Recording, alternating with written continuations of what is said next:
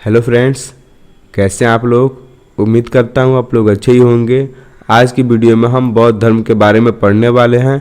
बौद्ध धर्म से रिलेटेड जितने भी इम्पोर्टेंट पॉइंट है उन सभी पॉइंट को हम आज की वीडियो में क्लियर करेंगे और वीडियो के अंत में हम कुछ प्रीवियस ईयर क्वेश्चन भी करेंगे ताकि आपका सभी कॉन्सेप्ट क्लियर हो जाए। आप दोस्तों सभी पॉइंट को नोट करते हुए चलिएगा ताकि बाद में आपको रिवीजन करने में आसानी होगा। अब आइए हम ज़्यादा समय नहीं लगाते हैं और वीडियो को शुरू करते हैं। और सबसे पहले हम यह जानते हैं कि बौद्ध धर्म के संस्थापक कौन थे। तो दोस्तों आपको याद रखना होगा कि बौद्ध धर्म के संस्थापक गौतम बुद्ध है। इन्हें हम महात्मा बुद्ध भी कहते हैं। एक और पॉइंट है, गौतम बुद्ध को हम एशिया का ज्योतिपुंज यानी लाइट ऑफ एशिया कहते हैं। यहाँ से भी हमारे एग्जाम में डायरेक्ट प्रश्न पूछा जाता है।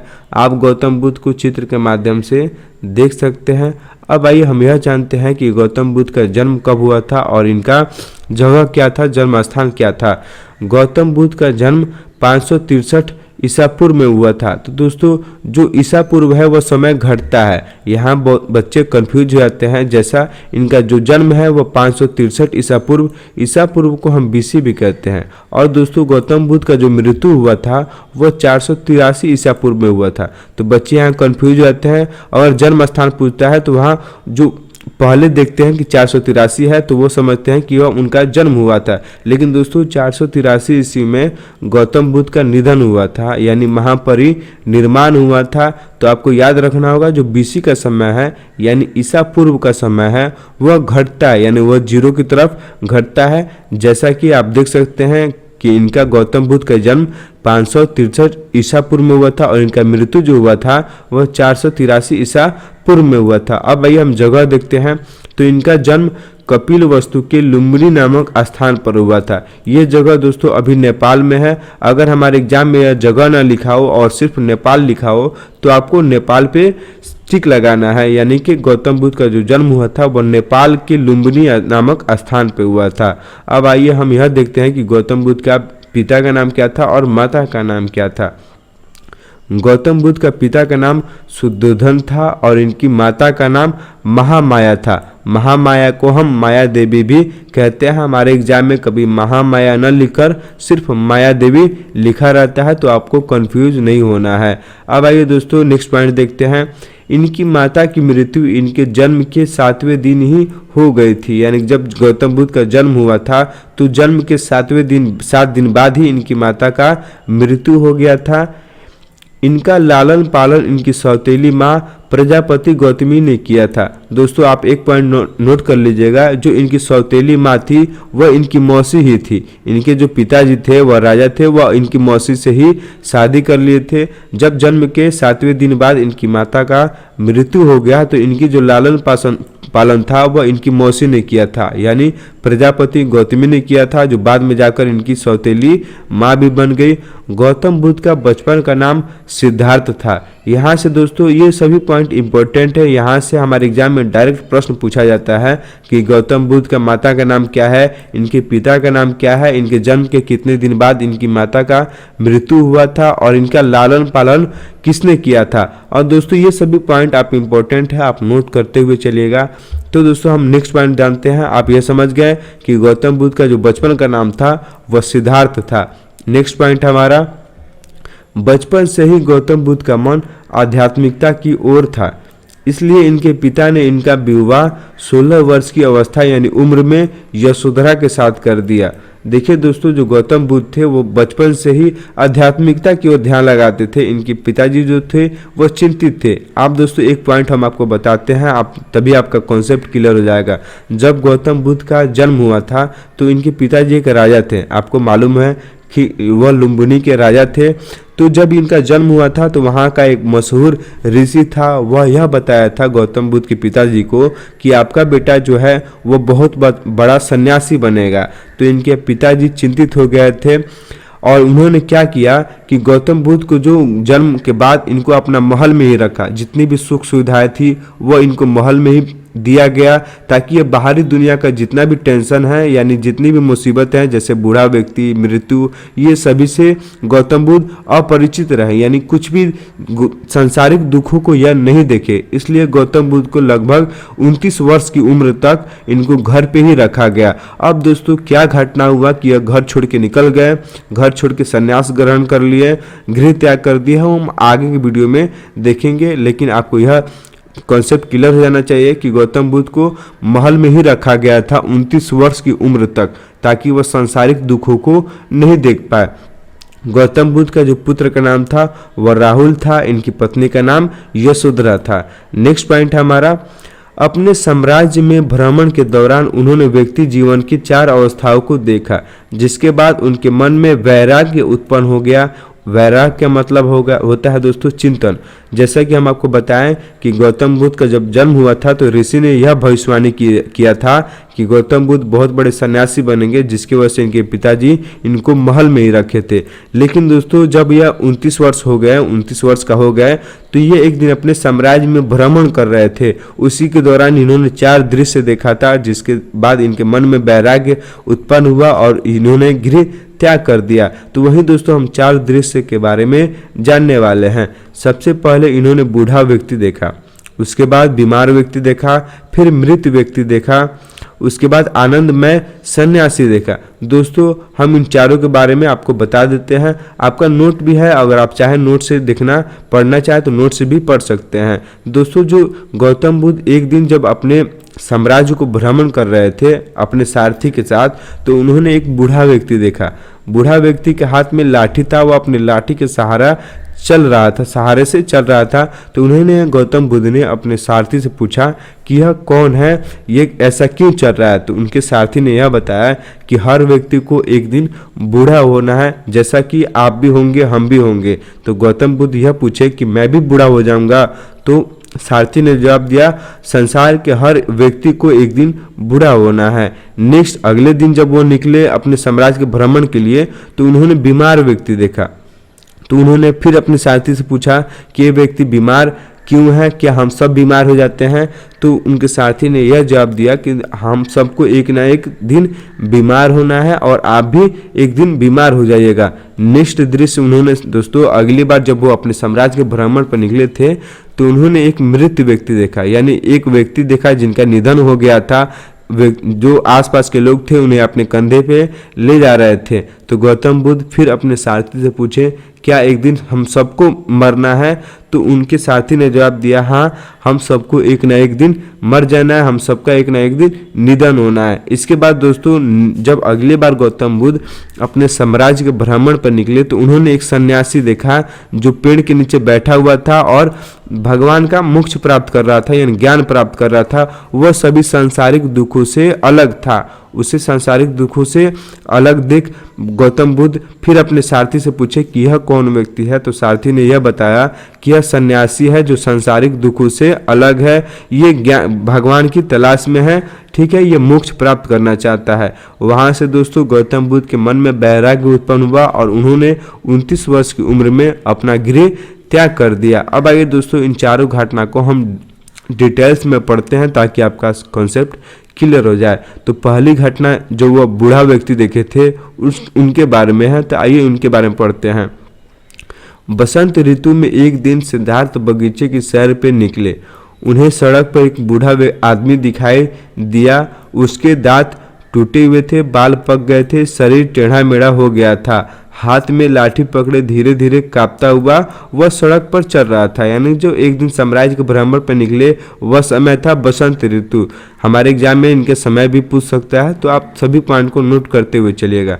जब वह बसंत ऋतु में निकले थे तो उन्होंने एक बूढ़ा व्यक्ति देखा था जो लाठी के सहारे चल रहा था। नेक्स्ट घटना है, सिद्धार्थ जब बगीचे की सैर पे निकले तो उनकी आंखों के आगे एक रोगी आ गया। उसकी सांस तेजी से चल रहा था, कंधे ढीले पड़ गए थे, बाहें सूख गए थे, पेट फूल गया था, चेहरा पीला पड़ गया था। दूसरों के सहारे वह बड़ी मुश्किल से चल पा रहा था। यानी दोस्तों सिंपल तरीका से हम यह समझे कि उन्होंने एक रोगी व्यक्ति को देखा था जो दूसरों के सहारे चल रहा था। नेक्स्ट घटना है हमारा तीसरा घटना, सिद्धार्थ को एक अर्थी मिला।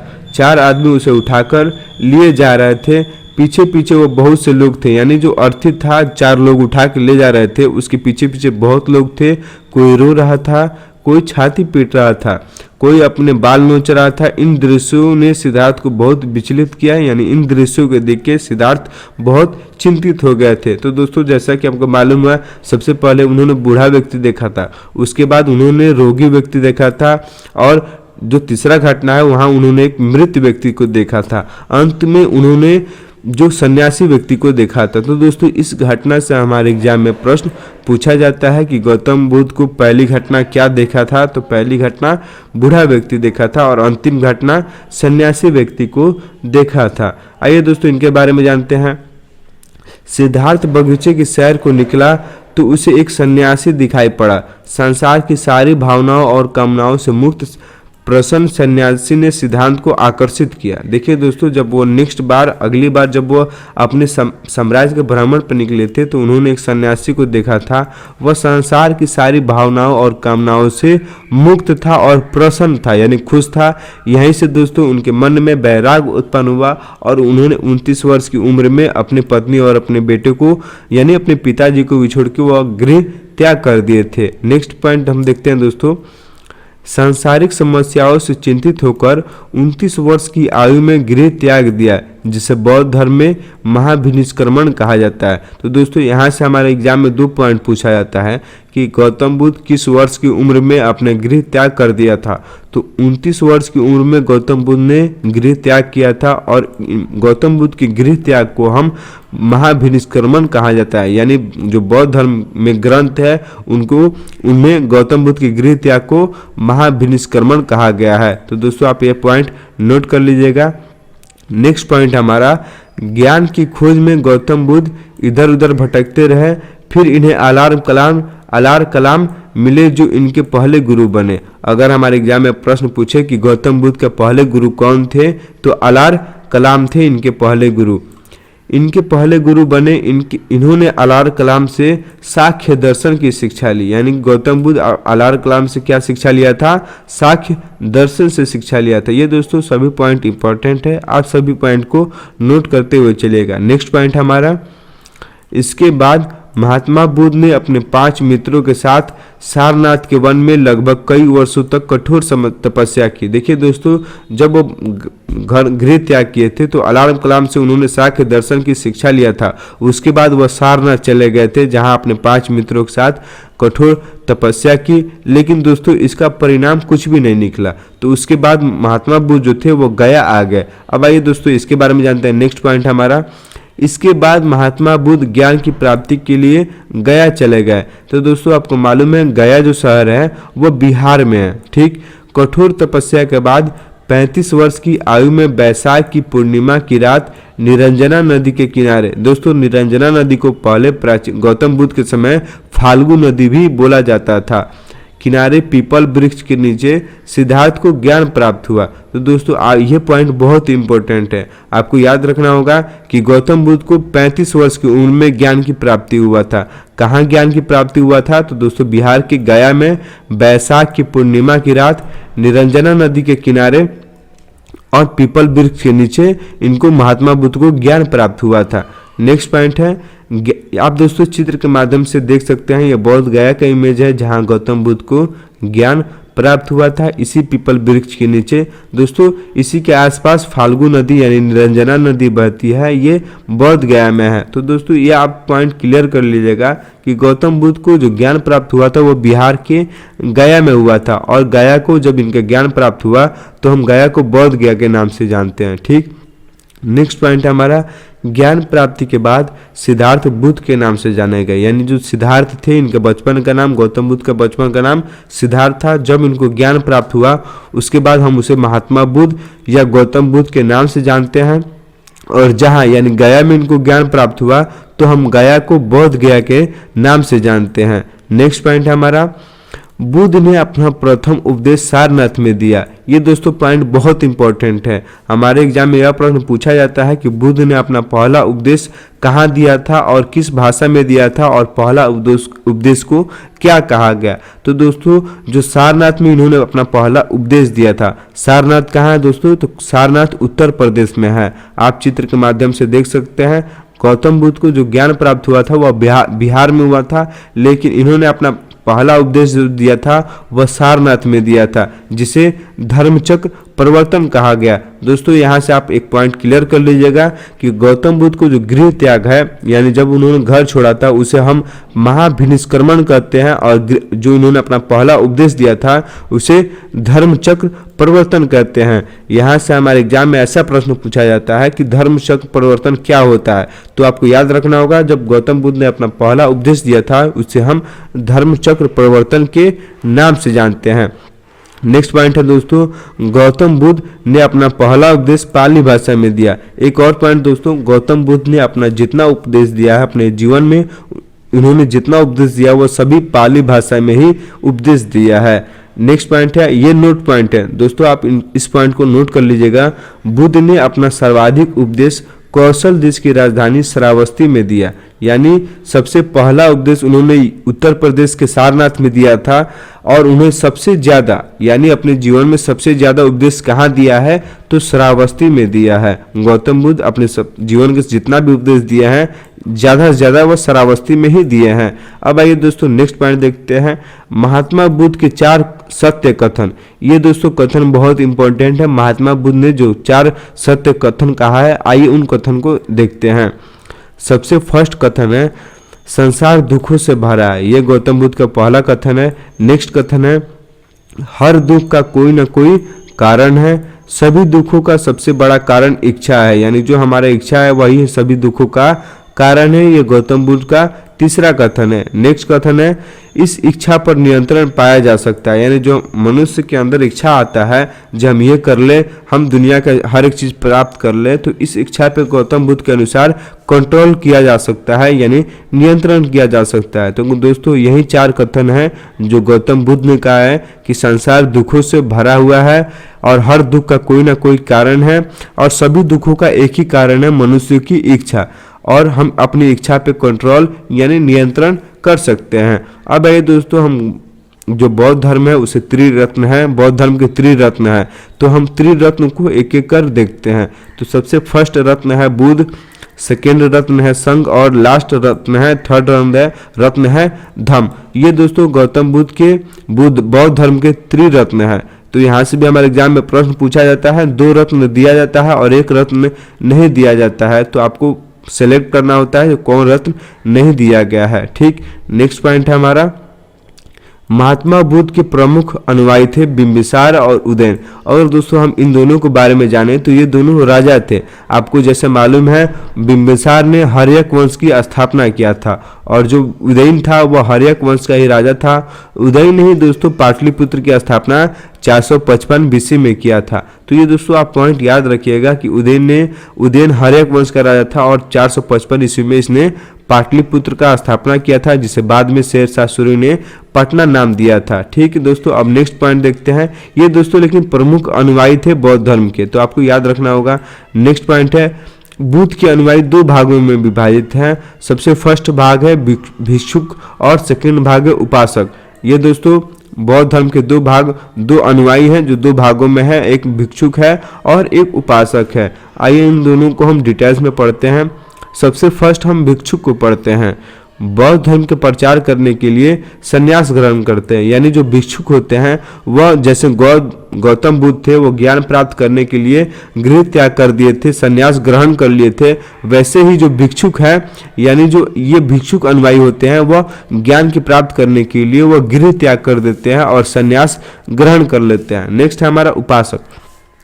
गृहस्थ जीवन व्यतीत करते हुए बौद्ध धर्म अपनाते हैं, यानी ये अपने घर पे रह के ही बौद्ध धर्म अपनाते हैं। तो दोस्तों आपको उम्मीद करता हूँ दोनों कॉन्सेप्ट क्लियर होगा कि जो भिक्षुक होते हैं वह ज्ञान की प्राप्ति के लिए गृह त्याग कर देते हैं, संन्यास ग्रहण कर लेते हैं, लेकिन जो उपासक होते हैं वह गृह त्याग नहीं करते हैं, वह घर पे रह के ही यानी अपने गृह पे रह के ही ज्ञान की प्राप्ति करते हैं। अब आइए दोस्तों नेक्स्ट पॉइंट देखते, ये एक पॉइंट नोट कर लीजिएगा।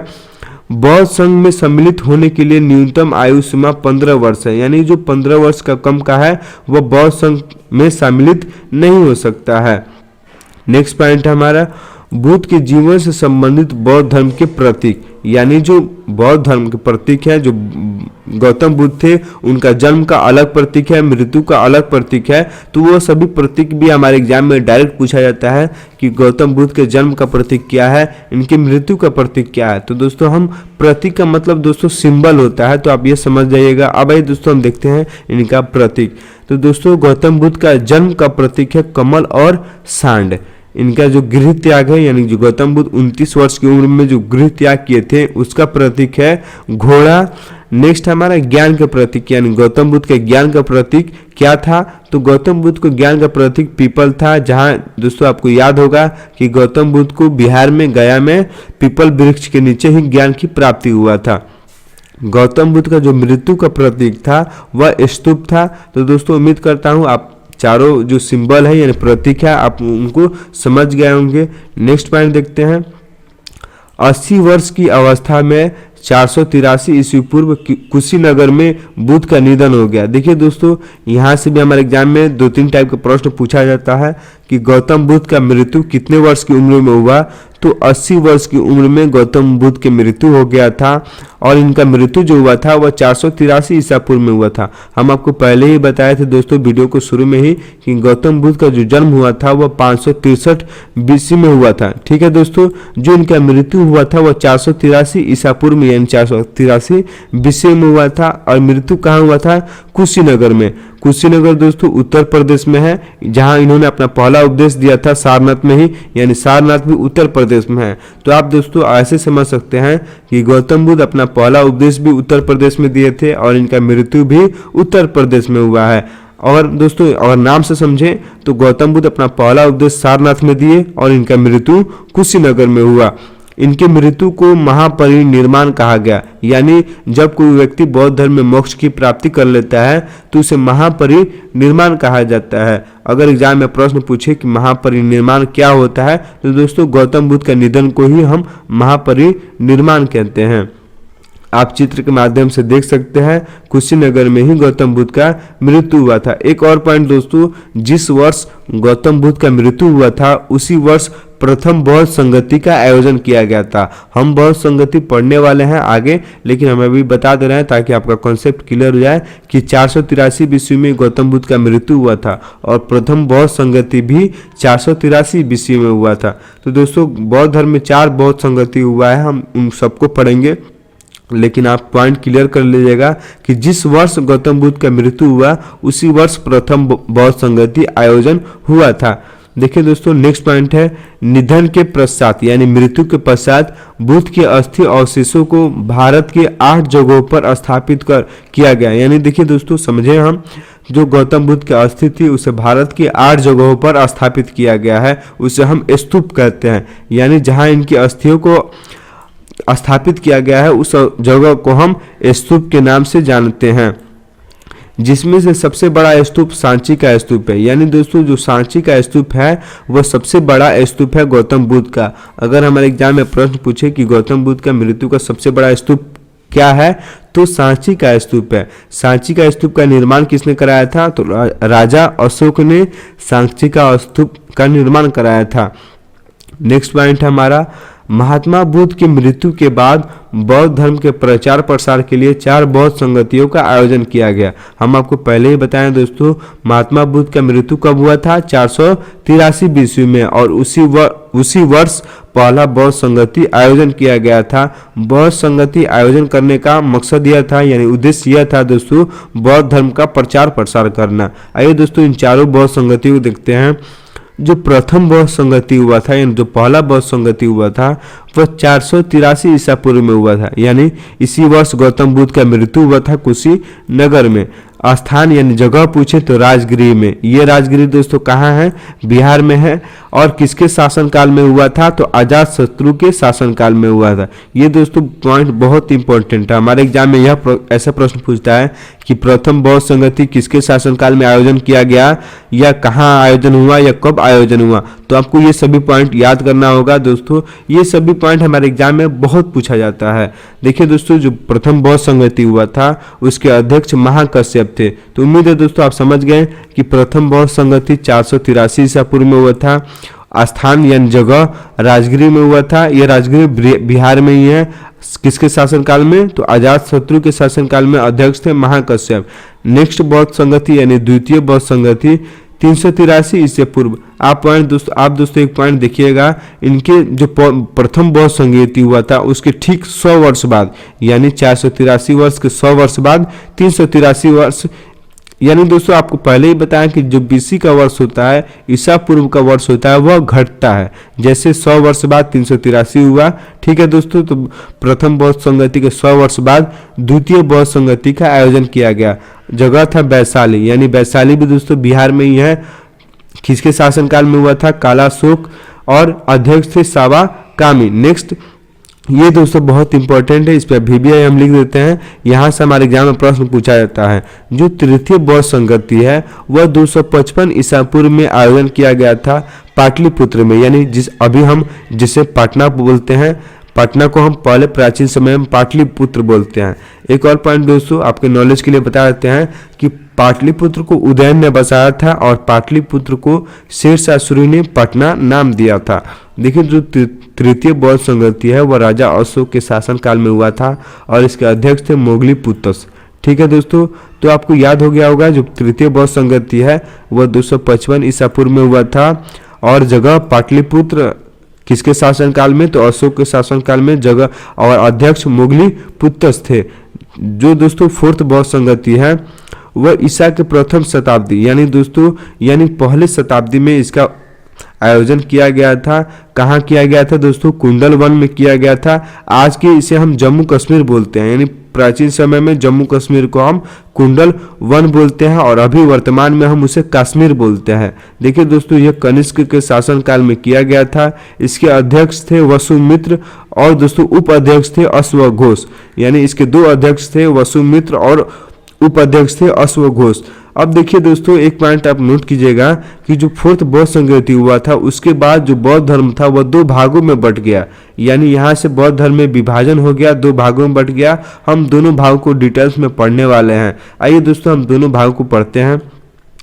चौथी बौद्ध संगति हुआ था, आपको बताया दोस्तों, जो ईसा के प्रथम शताब्दी में हुआ था, यानी प्रथम शताब्दी में हुआ था। इसके राजा थे कनिष्क और जगह था कुंडलवन यानी कश्मीर। उसके बाद बौद्ध संगति यानी बौद्ध धर्म दो भागों में बट गया। कौन कौन भाग है दोस्तों, हीनयान और महायान। आइए इन दोनों में हम अंतर देखते हैं कि इन दोनों में अंतर क्या है। तो दोस्तों पहले हम हीनयान देखते हैं। देखिए, ये बौद्ध धर्म का प्राचीन रूप है, यानी जैसे गौतम बुद्ध बौद्ध धर्म को बनाए थे, समझाए थे, उसी का प्राचीन रूप है। इसमें कोई भी चेंजिंग नहीं किया गया। अगर सिंपल तरीका से हम समझे तो हीनयान में कोई भी चेंजिंग नहीं किया गया है। नेक्स्ट है ये दोस्तों महायान में इसमें चेंजिंग किया गया है। ये नवीन रूप है, यानी जहां बदलाव की आवश्यकता थी वहां बदलाव किया गया है महायान में। ये नवीन रूप है और ये हीनयान प्राचीन रूप है। नेक्स्ट पॉइंट हमारा, यह बुद्ध को सामान्य पुरुष मानते हैं, यानी जैसे हर एक व्यक्ति होता है, इंसान होता है, वैसे यह बुद्ध को सामान्य व्यक्ति मानते हैं। ये मानते हैं, हीनयान मानते हैं कि गौतम बुद्ध में कुछ अलौकिक गुण था। ठीक है दोस्तों, लेकिन वह सामान्य पुरुष थे। लेकिन महायान बुद्ध को भगवान मानते हैं, ये भगवान की दर्जा देते हैं महात्मा बुद्ध को। नेक्स्ट है, यह बुद्ध के प्रतीकों की पूजा करते हैं, सिंबल को पूजा करते हैं। हम दोस्तों अभी प्रतीक बताए हैं कि जन्म का प्रतीक क्या है, मृत्यु का प्रतीक क्या है। तो दोस्तों वैसे ही हीनयान जो है वह गौतम बुद्ध के प्रतीकों की पूजा करते हैं और महायान जो है यह बुद्ध की मूर्ति की पूजा करते हैं, यानी कि वह मूर्ति की स्थापना करते हैं, उसके बाद यह मूर्ति की पूजा करते हैं। जैसे अगर आप सारनाथ में गए होंगे या बौद्ध गया में गए होंगे तो आप गौतम बुद्ध की मूर्ति देखे होंगे, जहां महायान है वह गौतम बुद्ध की मूर्ति को पूजा करते हैं। नेक्स्ट पॉइंट है, इनके ग्रंथ पाली भाषा में रचे गए हैं। आपको हम बताएं दोस्तों, जो गौतम बुद्ध अपना प्रथम उपदेश दिए थे वो पाली भाषा में ही दिए थे, और गौतम बुद्ध जितना भी उपदेश अपने जीवन में दिए हैं वह सभी पाली भाषा में दिए गए हैं। लेकिन दोस्तों जो महायान है उसमें संस्कृत भाषा किया गया है, यानी कि इनके ग्रंथ जो है वह संस्कृत भाषा के ग्रंथ है। यहाँ से दोस्तों हमारे एग्जाम में प्रश्न पूछा गया है, तो आप याद रखिएगा हीनयान के जो ग्रंथ है वह पाली भाषा में है और महायान के जो ग्रंथ है वह संस्कृत भाषा में है। अब आइए दोस्तों हम बौद्ध साहित्य देखते हैं, क्योंकि यहाँ से भी हमारे एग्जाम में प्रश्न पूछा जाता है।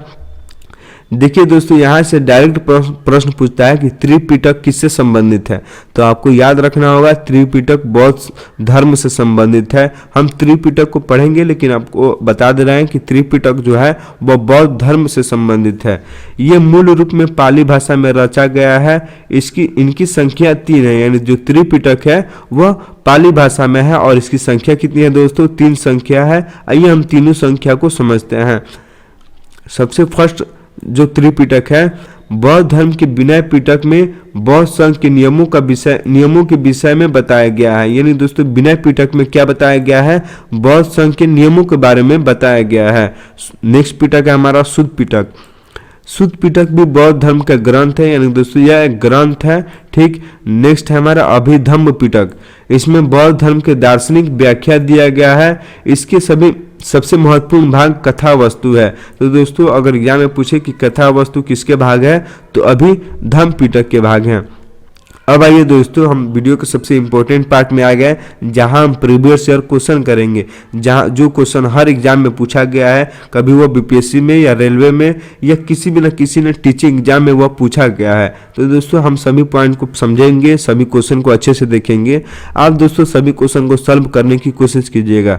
सबसे फर्स्ट क्वेश्चन है हमारा, बौद्ध धर्म के संस्थापक तथा प्रवर्तक कौन थे? आपको बताना है कि बौद्ध धर्म के संस्थापक कौन है। तो दोस्तों हम वीडियो को पहले ही बताएं कि बौद्ध धर्म के संस्थापक कौन है। ऑप्शन देखते हैं, सम्राट अशोक, महावीर स्वामी, गुरु नानक देव और गौतम बुद्ध। तो दोस्तों बौद्ध धर्म के संस्थापक जो होंगे वह गौतम बुद्ध हैं, आपको हम पहले ही बता चुके हैं। नेक्स्ट प्रश्न है हमारा, गौतम बुद्ध का जन्म कब हुआ? ऑप्शन है 568 ईसा पूर्व, 654 ईसा पूर्व और 565 ईसा पूर्व और 563 ईसा पूर्व। तो आपको बताना है कि दोस्तों गौतम बुद्ध का जन्म कब हुआ था। तो आपको मालूम है दोस्तों इनका जन्म जो हुआ था वह 563 ईसा पूर्व में हुआ था, और गौतम बुद्ध का जो मृत्यु हुआ था दोस्तों वह 483 ईसा पूर्व यानी 483 बीसी में हुआ था। कहाँ हुआ था दोस्तों?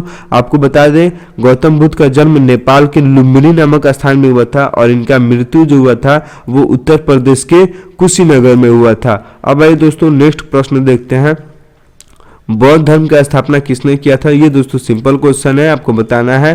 तो जैसा कि आपको मालूम है दोस्तों बौद्ध धर्म की स्थापना गौतम बुद्ध ने किया था। नेक्स्ट क्वेश्चन है हमारा, गौतम बुद्ध का जन्म कहाँ हुआ था? आपको बताना है कि गौतम बुद्ध का जन्म कहाँ हुआ था। ऑप्शन है हमारा नेपाल, बांग्लादेश, भूटान, श्रीलंका। तो दोस्तों आपको मालूम है कि गौतम बुद्ध का जन्म नेपाल में हुआ था। नेपाल में अगर पूछ दे कहाँ हुआ था, तो नेपाल के लुम्बिनी नामक स्थान में हुआ था। नेक्स्ट पॉइंट हमारा, एशिया का ज्योतिपुंज किसे कहा गया है? हम आपको बताएं दोस्तों कि हमारे एग्जाम में ऐसे डायरेक्ट प्रश्न पूछा जाता है कि एशिया का ज्योतिपुंज किसे कहा जाता है, यानी द लाइट ऑफ एशिया किसे कहा जाता है। तो हम आपको बताएं कि दोस्तों गौतम बुद्ध को एशिया का ज्योतिपुंज कहा जाता है। नेक्स्ट प्रश्न हमारा, गौतम बुद्ध की माता का क्या नाम है? ऑप्शन है त्रिशला, राधा, महामाया और यशोदा। तो दोस्तों गौतम बुद्ध के जो माता का नाम है वह महामाया है। ठीक है दोस्तों, हम आपको बता दें इनकी जो माता है वो महामाया, इनको हम माया देवी भी बोलते हैं। नेक्स्ट प्रश्न हमारा, बुद्ध का अर्थ क्या होता है? ऑप्शन है ज्ञाता, गुणवान, समृद्ध और ज्ञान। तो आपको मालूम है दोस्तों बुद्ध वह व्यक्ति होता है जब ज्ञान की प्राप्ति होता है, यानी ज्ञान होता है बुद्ध का अर्थ। नेक्स्ट प्रश्न हमारा दोस्तों, गौतम बुद्ध को ज्ञान की प्राप्ति कहाँ हुआ? बताना है आपको दोस्तों, जो गौतम बुद्ध है उनको ज्ञान की प्राप्ति कहाँ हुआ था। ऑप्शन है हरिद्वार, बोध गया, सारनाथ, राजगीर।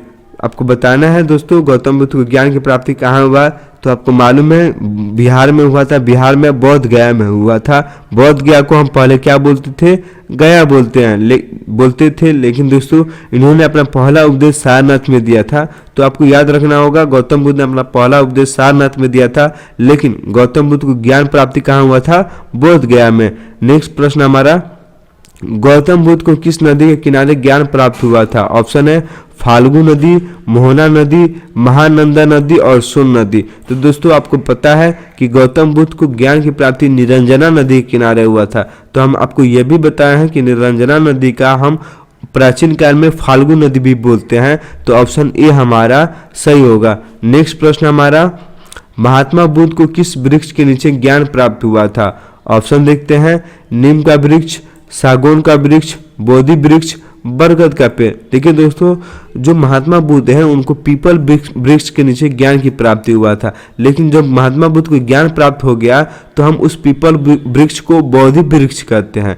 तो ऑप्शन सी हमारा सही होगा, बोधि वृक्ष के नीचे गौतम बुद्ध को ज्ञान की प्राप्ति हुआ था। नेक्स्ट प्रश्न हमारा, गौतम बुद्ध के पुत्र का यानी उनके बेटा का क्या नाम था? ऑप्शन है राहुल, गौतम, सिद्धार्थ और अशोक। तो दोस्तों गौतम बुद्ध का जो पुत्र का नाम था वह राहुल था। ठीक है। नेक्स्ट प्रश्न हमारा, गौतम बुद्ध की पत्नी का क्या नाम था? ऑप्शन है यशोदा, राधा, त्रिशला और यशोधरा। तो आपको मालूम है दोस्तों, हम बताए हैं कि गौतम बुद्ध को जो 16 वर्ष की उम्र में इनकी विवाह हो गया था और इनकी पत्नी का नाम यशोधरा था। नेक्स्ट प्रश्न हमारा, गौतम बुद्ध के कितने वर्ष की अवस्था में गृह त्याग किया था? यानी आपको बताना है कि गौतम बुद्ध कितने वर्ष की उम्र में अपने गृह त्याग कर दिए थे। ऑप्शन है हमारा 35 वर्ष, 29 वर्ष, 30 वर्ष और 32 वर्ष। तो दोस्तों हम आपको बताए हैं कि गौतम बुद्ध 29 वर्ष की अवस्था में यानी उम्र में गृह त्याग कर दिए थे। इन्होंने 4 दृश्य देखा था। हम आपको 4 दृश्य के बारे में बताएं कि इन्होंने पहला दृश्य देखा था बूढ़ा व्यक्ति, उसके बाद रोगी व्यक्ति को देखा था, उसके बाद इन्होंने मृत व्यक्ति को देखा था और अंत में एक सन्यासी व्यक्ति को देखा था, जिसके बाद गौतम बुद्ध ने गृह त्याग कर दिया था। नेक्स्ट प्रश्न है हमारा, गौतम बुद्ध के गृह त्याग की घटना को क्या कहा जाता है? यानी जो गौतम बुद्ध 29 वर्ष की उम्र अवस्था में गृह त्याग किए थे उसको क्या कहा जाता है? ऑप्शन है महापरिनिर्वाण, धर्म चक्र प्रवर्तन, इनमें से कोई नहीं, महाभिनिष्क्रमण। तो दोस्तों पहले हम चारों ऑप्शन को समझते हैं। देखिए दोस्तों, गौतम बुद्ध को मृत्यु को हम महापरिनिर्वाण कहते हैं, यानी जो उनका निधन हुआ था उसे हम महापरिनिर्वाण कहते हैं। महापरिनिर्वाण का मतलब होता है मोक्ष की प्राप्ति। देखिए दोस्तों, जो धर्म ऑप्शन बी है धर्म चक्र प्रवर्तन। तो धर्म चक्र प्रवर्तन किसे कहा गया है? गौतम बुद्ध जब अपना पहला उपदेश सारनाथ में दिए थे तो इनके पहले उपदेश को धर्म चक्र प्रवर्तन कहा गया है, लेकिन गौतम बुद्ध को गृह त्याग को हम महाभिनिष्क्रमण कहते हैं। तो ऑप्शन डी हमारा सही होगा। नेक्स्ट प्रश्न हमारा, गौतम बुद्ध की मृत्यु कब हुई थी? ऑप्शन है 483 ईसा पूर्व, 476 ईसा पूर्व, 485 ईसा पूर्व, 474 ईसा पूर्व। तो दोस्तों ये सिंपल क्वेश्चन हमको बताएं कि गौतम बुद्ध की जो मृत्यु हुआ है वह 483 ईसा पूर्व में हुआ था और इनका जो जन्म हुआ था वह 563 ईसा पूर्व में हुआ था। नेक्स्ट प्रश्न हमारा, महात्मा बुद्ध के शरीर त्याग को बौद्ध ग्रंथों में क्या कहा गया है? देखिए दोस्तों, शरीर त्याग का मतलब होता है निधन, यानी इनकी मृत्यु की घटना को क्या कहा जाता है? ऑप्शन देखते हैं, धर्म चक्र प्रवर्तन, महाभिनिष्क्रमण, महापरिनिर्वाण, इनमें से कोई नहीं। देखिए दोस्तों, हम चारों एक बार बताए हैं फिर से बता देते हैं। जो इन्होंने पहला उपदेश दिया था उसे धर्म चक्र प्रवर्तन कहते हैं, जो गौतम बुद्ध ने गृह त्याग किया था उसे महाभिनिष्क्रमण कहते हैं, और जो गौतम बुद्ध का मृत्यु हुआ था यानी निधन और उसे हम शरीर त्याग भी बोलते हैं, उसे हम महापरिनिर्वाण कहते हैं। तो ऑप्शन सी हमारा सही होगा। नेक्स्ट प्रश्न हमारा, गौतम बुद्ध की मृत्यु कहाँ हुआ था? ऑप्शन है लुम्बिनी, बोध गया, सारनाथ, कुशीनगर। तो दोस्तों गौतम बुद्ध का जो मृत्यु हुआ था वो कुशीनगर में हुआ था। देखिए हम तीनों ऑप्शन के बारे में समझते हैं। इनका जन्म लुम्बिनी में हुआ था। लुम्बिनी कहाँ है? तो लुम्बिनी नेपाल में है। इनको ज्ञान की प्राप्ति बोध गया में हुआ था। बोध गया कहाँ है दोस्तों? बिहार में है। इन्होंने अपना पहला उपदेश सारनाथ में दिया था। ठीक है दोस्तों, सारनाथ उत्तर प्रदेश में है। नेक्स्ट प्रश्न हमारा, गौतम बुद्ध ने अपना प्रथम उपदेश कहाँ दिया था? ऑप्शन है सारनाथ, दीक्षा भूमि, बोध गया, कुशीनगर। तो हम अभी बताएं दोस्तों, गौतम बुद्ध ने अपना पहला उपदेश सारनाथ में दिया था। नेक्स्ट प्रश्न हमारा, गौतम बुद्ध ने अपना पहला उपदेश किस भाषा में दिया है? हिंदी भाषा, पाली भाषा, देवनागरी भाषा, संस्कृत भाषा। तो दोस्तों गौतम बुद्ध ने अपना पहला उपदेश पाली भाषा में दिया है और अपने जीवन में जितना भी उपदेश दिया है वह सभी पाली भाषा में ही दिया है। नेक्स्ट प्रश्न है, उपदेश देने की घटना को क्या कहते हैं? यानी जो गौतम बुद्ध ज्ञान प्राप्ति के बाद सारनाथ में अपना प्रथम उपदेश दिए थे तो उस उपदेश को क्या कहा गया? और क्वेश्चन हमारा यह पूछ रहा है। तो दोस्तों उस उपदेश को हम धर्म चक्र परिवर्तन कहते हैं। यानी ग्रंथों में क्या कहा गया है?